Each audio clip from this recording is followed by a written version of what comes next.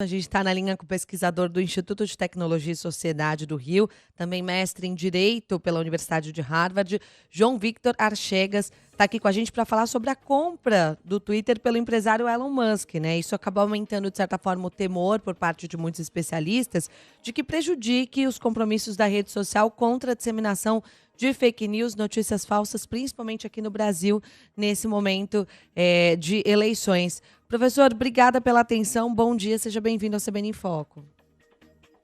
Bom dia, muito obrigado por me receber. Bom dia, professor. E já estamos aí, já está dado. A Marcela já levantou muito bem o enunciado. Mudanças no controle do Twitter, gerando uma comoção. Entendo nada disso. É algo com que se preocupar? Tem alguma mudança já dada? O que se pode esperar? E especialmente esse aspecto, a explosão de seguidores. São seguidores orgânicos? Tem a ver com essa mudança? Enfim, professor, são várias questões aí para os leigos. Alguém vai dizer, você é leigo em tudo, Andreasa, mas aí é outra questão. Professor, a palavra está com o senhor. Essa oscilação no número de seguidores, principalmente de contas bolsonaristas, né? A gente viu uma explosão de seguidores do próprio presidente, dos seus filhos, do Onyx Lorenzoni, do Luciano Hang e assim por diante. No início gerou muita preocupação, alguns pesquisadores até indicaram a possibilidade disso não ser orgânico, mas agora, com mais dados e mais informações, ao que tudo indica, são seguidores orgânicos, sim, pessoas que se sentiram confortáveis com essa mudança nos rumos do Twitter, né, em razão da compra pelo Elon Musk, que promete mais liberdade de expressão, a possibilidade das pessoas falarem o que elas querem falar, e há muita preocupação por alguns setores de que isso aumente a desinformação e o discurso de ódio na plataforma, mas o que tudo indica, essas pessoas se sentiram à vontade e agora migraram para a plataforma, e a gente viu isso não só no Brasil, como também nos Estados Unidos, né? Senadores republicanos, lideranças republicanas ganharam seguidores, e do outro lado os democratas perderam seguidores, pessoas que estão preocupadas com essas mudanças no rumo da plataforma, que estão saindo do Twitter justamente por um receio de que aumente a desinformação e o discurso de ódio na rede social.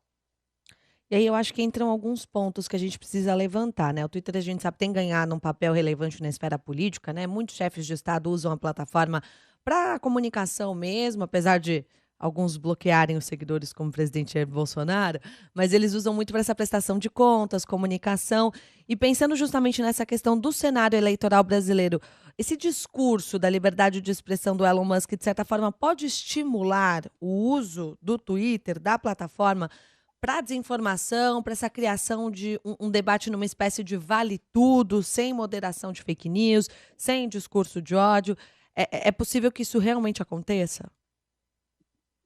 Olha, sem dúvidas, eu acho que gera um certo incentivo para os usuários. A gente percebeu essa mudança de comportamento já nessa nova onda de criação de contas e novos perfis que foram criados desde terça-feira, quando a gente teve o anúncio da compra do Twitter pelo Elon Musk, seguindo de forma desproporcional atores políticos da direita e não da esquerda, né?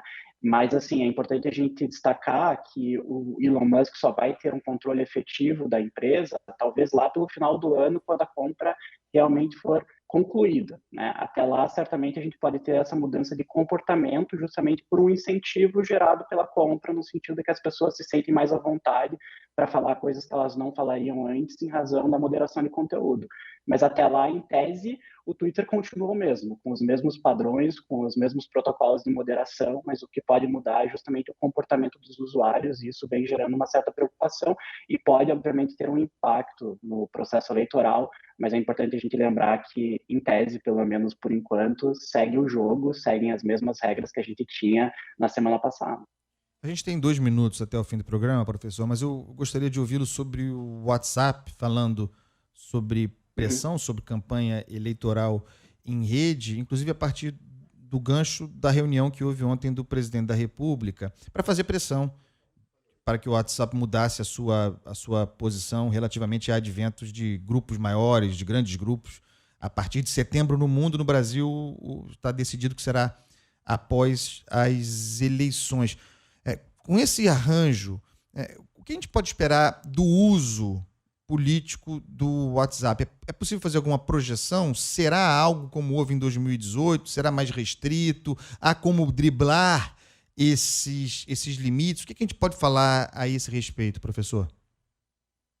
Acho que vai ser diferente do que a gente viu em 2018, porque a plataforma hoje é muito mais cautelosa em relação a disparo em massa de mensagens dentro do aplicativo, então isso provavelmente a gente não vai ver, pelo menos não na mesma escala do que em 2018, mas certamente essa inclusão da funcionalidade de uma comunidade dentro do WhatsApp, com grupos de até 512 pessoas, né? O WhatsApp vem analisando essa possibilidade, e aí essas comunidades agregariam até 10 grupos, ou seja, a gente está falando de uma comunidade de mais de 5 mil pessoas aí no seu limite de usuários.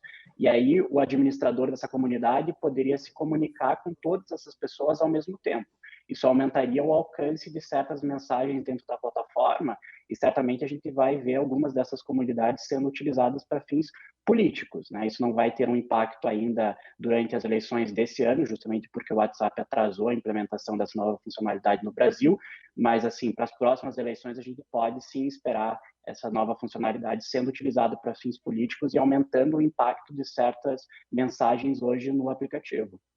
João, 30 segundinhos aqui antes da gente terminar o programa, mas eu queria te perguntar com relação a essa questão do discurso de liberdade, né? A gente tem, por outro lado, esse discurso de liberdade, ele pode fazer com que os países queiram moderar ainda mais as redes sociais? Qual que é o perigo disso? A gente já consegue avaliar? Eu acho que sim, eu acho que o Elon Musk ele colocou o Twitter numa rota de colisão com alguns reguladores, especialmente na União Europeia, que já estão pensando sobre os limites da liberdade de expressão no ambiente digital e como regular essas novas plataformas digitais.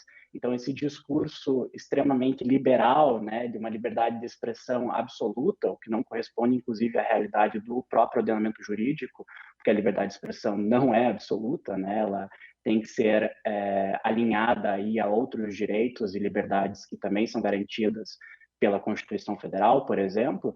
Esse tipo de discurso certamente coloca, né, a rede social numa rota de colisão com esses reguladores, e o Elon Musk aí vai ter muitos problemas, especialmente na União Europeia.